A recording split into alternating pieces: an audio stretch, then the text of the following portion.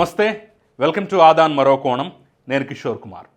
నా వీడియోలు మీరు ఎక్కడా వెతుక్కోకుండా డైరెక్ట్గా మీ ఫోన్కే మీ వాట్సాప్కే వచ్చి చేరాలనుకుంటే స్క్రీన్ మీద కనిపిస్తున్నటువంటి నంబర్కి వాట్సాప్లో హాయ్ అని ఒక చిన్న మెసేజ్ పెట్టండి. మా టీం ఎప్పటికప్పుడు నా వీడియోలన్నీ మీకు చేరవేస్తుంది. ఇది కేవలం వాట్సాప్ సర్వీస్ మాత్రమే, దయచేసి ఎలాంటి కాల్స్ స్వీకరించబడవు. ఇక అసలు పాయింట్కి వచ్చేస్తాను.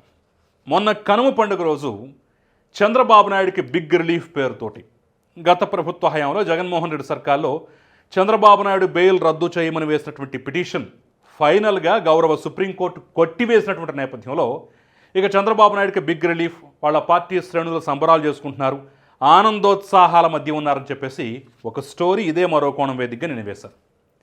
అయితే ఆ వీడియో కింద కానివ్వండి, లేదంటే నాకు పర్సనల్గా వాట్సాప్లో వచ్చినటువంటి సందేశాలు కానివ్వండి చూస్తుంటే మెజారిటీ అందరి అభిప్రాయం ఒకేలాగుంది. బెయిల్ రద్దు పిటిషన్ని కొట్టివేసినందుకే సంతోషపడతారా? కేసులు కొట్టివేయలేదు కదా, అధికారంలోకి వచ్చారు, అప్పుడే 7 నెలలు గడిచిపోతోంది, కేసులు కొట్టేయించుకోండి. ముందు ఈ విషయం పెద్ద ఆయనకి చెప్పండి. మీరు అధికారంలో ఉన్నప్పుడు కూడా కేసులు కొట్టేయించుకోకపోతే ఎలాగా? పెట్టిందే అక్రమ కేసులు, తప్పుడు కేసులు, ఇంకా దాన్ని ఎందుకు నానుస్తున్నారు, సాగదీస్తున్నారని చెప్పేసి ఒకే ఒక్క గోల, ఒకటే మాట అయితే పెద్ద ఎత్తున వినిపించింది. ఈ నేపథ్యంలోనే వాళ్ళందరి కామెంట్లు పరిశీలనలోకి తీసుకుని చంద్రబాబు నాయుడు మీద ఉన్నటువంటి కేసులు కొట్టివేయటం, ఈజీగా కొట్టివేయటం సాధ్యమేనా? అధికారంలో ఉన్నారు కాబట్టి కొట్టివేయించుకోవటం సాధ్యమేనా? ఆ కేసులని గంపగొత్తగా తీసివేయటం సాధ్యమేనా అని చెప్పేసి న్యాయ నిపుణులను సంప్రదించి మరి వాళ్ళ అభిప్రాయాలని తీసుకొని విశ్లేషించి ఈ వీడియో చేసేటటువంటి ప్రయత్నం చేస్తున్నాం. సో చంద్రబాబు నాయుడు మీద కేసులు తీసివేయటం, కొట్టివేయటం సాధ్యమేనా? దీని వెనుకున్నటువంటి చిక్కుముడులు ఏంటి? At the same time YCP రూపంలో ముంచుకు రాబోయేటటువంటి కొత్త ప్రమాదం ఏంటి అనేది నేను 3 ముక్కల్లో తేల్చేటటువంటి ప్రయత్నం అయితే ఈ వీడియోలో చేయబోతున్నాను. కాబట్టి దయచేసి ఈ ఇంట్రెస్టింగ్ టాపిక్ని ఎక్కడా స్కిప్ చేయకుండా ఆశాంతం చూసి మీ అభిప్రాయాన్ని కామెంట్ రూపంలో తెలియజేయడం మాత్రం అస్సలు మర్చిపోకండి. ఇక ఇదే అంశాన్ని ఒక చిన్న ప్రశ్న రూపంలో మీకు ఇచ్చే ప్రయత్నం చేస్తున్నాను. మీరేమంటారో చెప్పండి. ఈరోజు నా ప్రశ్న ఏంటంటే, ప్రభుత్వం మారింది, మరి చంద్రబాబు కేసులు ఈజీగా కొట్టేస్తారు, కొట్టివేయించుకోవచ్చు అనేటటువంటి కామెంట్లపై మీ అభిప్రాయం ఏంటి? మీరేమనుకుంటున్నారు? ఎస్, ఆన్సర్ కూడా ఇచ్చే ప్రయత్నం చేస్తాను ఆప్షన్స్ రూపంలో. ఆప్షన్ ఏ నిజమే, సాధ్యమే. ఆప్షన్ బి సాధ్యం కాదు. కొట్టివేయటం సాధ్యమే, కొట్టివేయటం సాధ్యం కాదు. ఈ రెండిట్లో మీ అభిప్రాయం ఏదున్నా సరే నాకు నిక్కచ్చిగా కుండ బదులు కొట్టేటట్టుగా కమెంట్ రూపంలో తెలియజేసేటటువంటి ప్రయత్నం అయితే చేయండి. ఇక మెయిన్ స్టోరీలోకి వెళ్ళిపోదాం. అసలు సమస్య ఎక్కడుందాయా అంటే ముందు కేసులు ఎన్ని ఉన్నాయో తెలుసుకునే ప్రయత్నం చేద్దాం. చంద్రబాబు నాయుడు మీద గత ప్రభుత్వ హయాంలో 23 కేసులు నమోదయ్యాయి. ఎస్, ఆయన తనయుడి మీద కూడా సేమ్ అదే నంబర్ అన్నమాట. మరి బహుశా వాళ్ళకి 2019లో 23 సీట్లు మాత్రమే వచ్చాయని చెప్పేసి దాన్ని పదే పదే గుచ్చి చూపించాలి, ఎత్తి పొడవాలనే ఉద్దేశంతో అన్ని కేసులు పెట్టారంటే తెలియదు, కానీ మొత్తానికి ఆయన మీద 23 కేసులు, ఈయన మీద 23 కేసులు పడ్డాయి. ఈ 23 కేసుల్లోనూ ఒక 8 కేసులు సిఐడి కేసులు చంద్రబాబు నాయుడు విషయంలో, మిగిలిన 15 కేసులు రకరకాల జిల్లాలో నమోదైనటువంటి కేసులు. అంటే జిల్లా పర్యటనకు వెళ్ళినప్పుడు బాదుడని, ఇదేం కర్మ రాష్ట్రానికని, ప్రాజెక్టుల విధ్వంసం, ఇలా రకరకాల కార్యక్రమాలు చేస్తారు కదా, అలాంటి కార్యక్రమాల సందర్భంగా జిల్లాల్లో నమోదైనటువంటి కేసులు అదో 15 కేసులు ఉన్నాయి. ఒక 8 కేసులు అచ్చంగా సిఐడి కేసులు అన్నమాట. సిఐడి కేసులు ఏంటి? Fibre net, inner ring road, skill development, అదేవిధంగా అసైన్డ్ భూములని, మద్యం అని, ఇసుకని, ఇలాంటి కొన్ని రకాల కేసులు అనేవి ఆయన మీద నమోదు చేయడం జరిగింది. మొత్తంగా 8 కేసులేమో తీరాయన్నమాట. ఇక నారా లోకేష్ మీద ఒక కేసు మాత్రమే సిఐడి కేసు ఉంది, మిగతావన్నీ యువగళం పాదయాత్ర సందర్భంగా రకరకాల జిల్లాలో నమోదైనటువంటి కేసులు అన్నమాట. ఈ కేసుల వివరాలు తెలుసుకోవడానికి కూడా వాళ్ళు గతంలో చాలా కష్టపడాల్సి వచ్చింది. హైకోర్టు వరకు వెళ్ళి పిటిషన్లు వేస్తే తప్ప తమ మీద ఎన్ని కేసులు నమోదయ్యాయో కూడా తెలుసుకోలేనటువంటి పరిస్థితి అప్పటి ప్రభుత్వం కల్పించింది. సరే, మన పాయింట్లోకి వచ్చేస్తే చంద్రబాబు నాయుడు మీద నమోదైనటువంటి ఈ 8 సిఐడి కేసుల్లో 4 కేసుల విషయంలో జగన్మోహన్ రెడ్డి సర్కారు చాలా తెలివిగా వ్యవహరించింది. సమస్య ఎక్కడుందా అంటే ఇక్కడ తెలివిగా వ్యవహరించి ఏం చేశారు? 4 కేసుల్లో వాళ్ళు ఏకంగా ఛార్జ్షీట్లు దాఖలు చేసేసారు. స్కిల్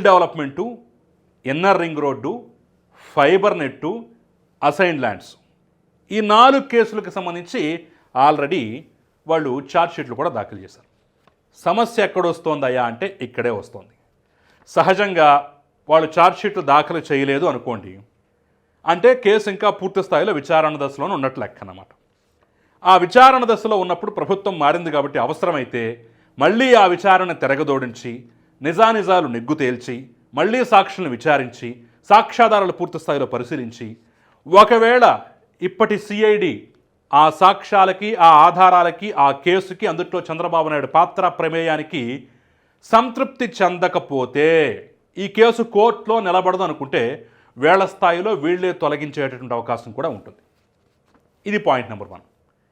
పాయింట్ నెంబర్ 2, వీళ్ళు ఆ స్థాయిని దాటేసి ఏకంగా కోర్టులో ఛార్జ్షీట్లు కూడా నమోదు చేసేసారు. ఒక్కసారి కోర్టులో ఛార్జ్షీట్లు నమోదు చేశారంటే ఇక ఆ కేసులు అధికారుల స్థాయిలో పోలీసుల స్థాయిలో తీసివేయడం అనేది జరగని పని, సాధ్యం కాదు.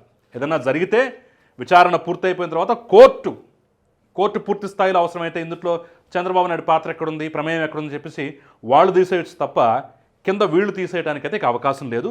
ఏం జరిగినా సరే దాని ఇంకేమన్నా మార్పులు చేర్పులు చేయాలన్నా, ఏమన్నా మార్చాలన్నా, ఇంకేమన్నా చేర్చాలన్నా, ఆ కేసును తీసేయాలన్నా, అందులో దోషుల్ని వీళ్ళని తప్పించాలన్నా, ఏం చేయాలన్నా సరే పూర్తి స్థాయిలో కోర్టు పర్యవేక్షణలోనే కోర్టే చేయాలన్నమాట. కాబట్టి జగన్మోహన్ రెడ్డి సర్కారు ముందే ప్రమాద ఘంటికలు మోగుతున్నాయని చెప్పేసి తెలుసుకునే లాస్ట్లో హడావిడిగా 4 కేసుల్లో మాత్రం ఛార్జ్షీట్లు దాఖలు చేసేసారు. మిగిలిన కేసులు మరి సమయం సందర్భం కుదరలేదో మొత్తానికి అవి ఛార్జ్షీట్ల స్థాయిలోకి రాలేదన్నమాట. కేసులు కూడా కొన్ని చాలా లాస్ట్లో పెట్టారు కాబట్టి ఆ స్థాయికి వచ్చి ఉండకపోవచ్చు, లేదంటే ఇవే ప్రధానమైన కేసులు, వీటితోనే బాబును మనం ఏదైనా చేయొచ్చు అని చెప్పేసి అనుకుని ఉండొచ్చేమో. మొత్తానికి 4 ఛార్జ్షీట్లు దాఖలు చేసేసారు.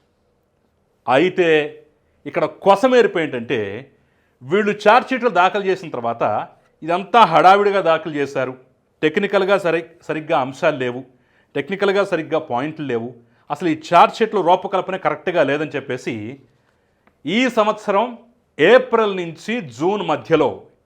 టు జూన్ మధ్య కాలంలో ఆ 4 ఛార్జ్షీట్లని తిరిగి సిఐడికి అప్పగించేసింది, రిటర్న్ పంపించేసింది గౌరవ కోర్టు. ఇక్కడ అందరికీ ఒక డౌట్ అయితే వస్తుంది. వీళ్ళు మొత్తానికి ఛార్జ్షీట్లు అయితే దాఖలు చేసేశారు, ఛార్జ్షీట్లు ఉంటే కదా, దాఖలు చేస్తే కదా ప్రభుత్వం ఏదన్నా చేయాలనుకున్నా, ప్రభుత్వం మారిన తర్వాత ఏదైనా చేయాలనుకున్నా చేయలేకపోవటానికి. ఇప్పుడు అదే ఛార్జ్షీట్లు తిరిగి సిఐడికి అప్పగించేసింది కదా, ఇక ఛార్జ్షీట్ దాఖలు కానట్టే కదా, హ్యాపీగా తీసేసుకోవచ్చు కదా అని చెప్పేసి చాలామంది అనుకుంటూ ఉన్నారు. వీళ్ళు కోర్టుకి ఇచ్చారు, కోర్టు మళ్ళీ తిరిగి రిటర్న్ ఇచ్చేసింది. ఇక రిటర్న్ ఇచ్చేసిన తర్వాత గొడవే లేదు కదా, హ్యాపీగా మళ్ళీ కోర్టుకి వెళ్లకుండా ఈ కేసును ఎక్కడితో మూసేయచ్చు కదా అని చెప్పేసి చాలామంది కామెంట్లు పెడుతున్నారు. అసలు సమస్య ఏంటంటే ఇక్కడే మనం అనంతబాబు కేసుని రెఫరెన్స్గా తీసుకోవాలి. అనంతబాబు కేసులో కూడా ఇలాగే 90 రోజులు దాటిపోతే ఛార్జ్షీట్ దాఖలు చేయకపోతే ఆటోమేటిక్గా బెయిల్ వస్తుంది అనే ఒక ప్రొవిజన్ అడ్డం పెట్టుకుని బెయిల్ రావడానికి 90 రోజులు గడుస్తుంది అనగా ఒక 2 రోజుల ముందు నామకే వస్తాగా ఒక ఛార్జ్షీట్ దాఖలు చేసేస్తారు. దాఖలు చేస్తే యథావిధిగా దాన్ని చూసిన తర్వాత ఏంటి ఇంత తప్పులు తడగ్గా ఉంది, ఇంత చండాలంగా ఉందని చెప్పేసి కోర్టు దాన్ని తిరిగి వెనక్కి పంపించేసింది. అప్పుడు వీళ్ళు రంగప్రవేశం చేసి ఛార్జ్షీట్ దాఖలు చేయనట్టే, టెక్నికల్గా చూస్తే దాఖలు చేయనట్టే, మళ్ళీ తిరిగి వెనక్కి పంపించేసింది కదా అని చెప్పేసి మా అనంతబాబుకి బెయిల్ ఇచ్చేయండి అని చెప్పేసి పిటిషన్ వేసి గొడవ పెట్టారు. సుప్రీంకోర్టు గైడ్లైన్స్ ప్రకారం, న్యాయ కోవిధులు చెప్పినటువంటి అంశాల ప్రకారం చూసినట్లయితే ఒకసారి ఛార్జ్షీట్ దాఖలు చేసిన తర్వాత దాన్ని మళ్ళీ కోర్టు తిరిగి వెనక్కి పంపించినా సరే దాఖలైనట్టుగానే రికార్డుల్లో ఉంటుంది, కాబట్టి దాఖలైనట్టుగానే భావించాలి అనేటటువంటి పాయింట్ మీద, అనేటటువంటి గ్రౌండ్స్ మీద ఆ రోజు అనంతబాబుకు కూడా బెయిల్ ఇవ్వలేదు. ఇదే సూత్రం ఇప్పుడు చంద్రబాబు నాయుడు కేసులు కూడా అప్లై అవుతుంది. వాడు ఏదో దాఖలు చేశారు, తిరిగి కోర్టు వెనక్కి పంపించింది, ఇంతవరకు మళ్ళీ ఆ ఛార్జ్షీట్లు తిరిగి మళ్ళీ కోర్టుకు వెళ్ళలేదని చెప్పేసి ఇప్పుడు వైసీపీ గొడవ పెడుతోంది. ఎన్ని గొడవలు పెట్టినా ఏం చేసినా సరే ఒకసారి అలా ఛార్జ్షీట్ దాఖలైందంటే అది వెనక్కి వచ్చినా ముందుకొచ్చినా ఎటుపోయినా ఏం చేసినా సరే టెక్నికల్గా నమోదైనట్టే. కాబట్టి ఇదంతా కోర్టు పరిధిలో ఉంటుంది. ఈ కేసులో ఏం చేయాలన్నా సరే కోర్టే చేయాలి. మాకు అధికారం ఉంది కదా అని చెప్పేసి సిఐడి కానివ్వండి, చంద్రబాబు నాయుడు కానివ్వండి, ఆయన పరివారం కానివ్వండి ఏమీ చేయటానికి వీల్లేదు. ఈ అంశాలన్నీ తెలుసు కాబట్టే ఈ అంశాలన్నీ వాళ్ళ మనసులో ఉన్నాయి కాబట్టే, న్యాయ సలహాలు తీసుకున్నారు కాబట్టే, మనం ఎలాగో దిగిపోతాం అనేటటువంటి భావన గత ప్రభుత్వంలో ఉంది కాబట్టే ముందు హడావిడిగా ఛార్జ్షీట్లు అనేవి వేసేశారు. కాబట్టి చంద్రబాబు నాయుడు కేసులను అంత ఈజీగా సులభంగా ప్రభుత్వం మారింది కదా, మనమే గద్దెనెక్కాం కదా అని చెప్పేసి ఇష్టం వచ్చినట్టుగా కొట్టేయించుకోవడం అనేది కుదరదు. వాళ్ళ చేతుల్లో కూడా లేనటువంటి పని.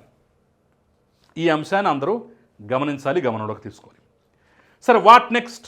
ఏం జరగవచ్చు? సరే, ఛార్జ్షీట్లు వేసేశారు, ఇక వీళ్ళ చేతిలో లేదు, వీళ్ళ పరిధిలో లేదు, అంతా కోర్టు చూసుకోవాలి అన్నప్పుడు అసలు ఏం జరగబోతోంది, ఏం జరిగేటువంటి అవకాశం కనిపిస్తోంది అనే అంశాన్ని మనం ఒకసారి పరిశీలించినట్లయితే ఇందులో కూడా 2 అంశాలు మనకున్నాయి.